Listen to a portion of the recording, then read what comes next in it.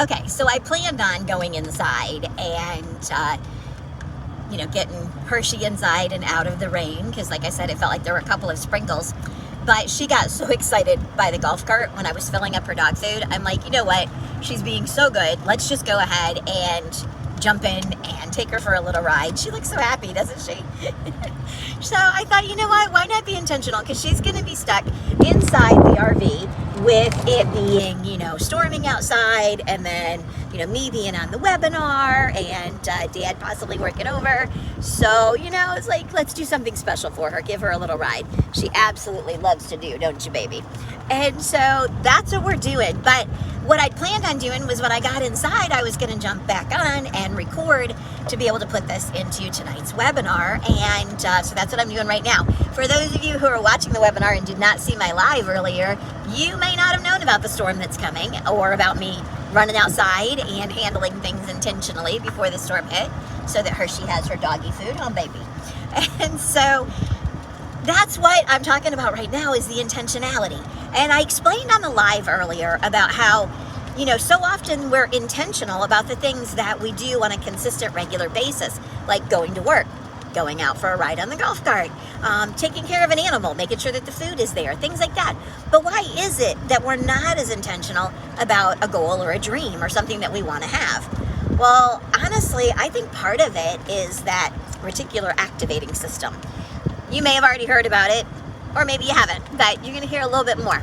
So our reticular activating system is pretty much a little voice inside of our subconscious, a little part of us that's protecting us from anything that might be scary. And of course, new stuff is scary, right? So if, let's say that my decision for my goal is to be healthier this year, right?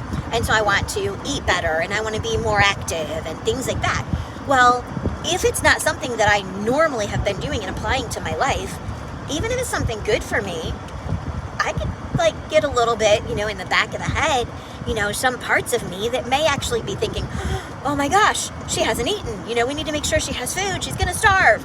Where this comes from is hard to say, but it's a story inside of us that somewhere we're telling ourselves. And so learning how to take your goal or your dream, whatever it is that you're chasing, whatever it is that you're going after, and being consistent about it, feeling positive happiness about it, and reassuring yourself that it is okay, knowing that you have a regular program, what you're going to be doing, and that you're taking care of yourself, and just rewriting that story. But it also takes overcoming that fear or nervousness. And how do we go about doing that? Well, having a plan of action. Honestly. And I'm going to tell you, I'm a list maker. Y'all I am the queen of list making. But intentionally doing a step-by-step planning has not always been the easiest. So honestly, the 12-week year is something that has helped me out so much more with actually planning and not just doing lists.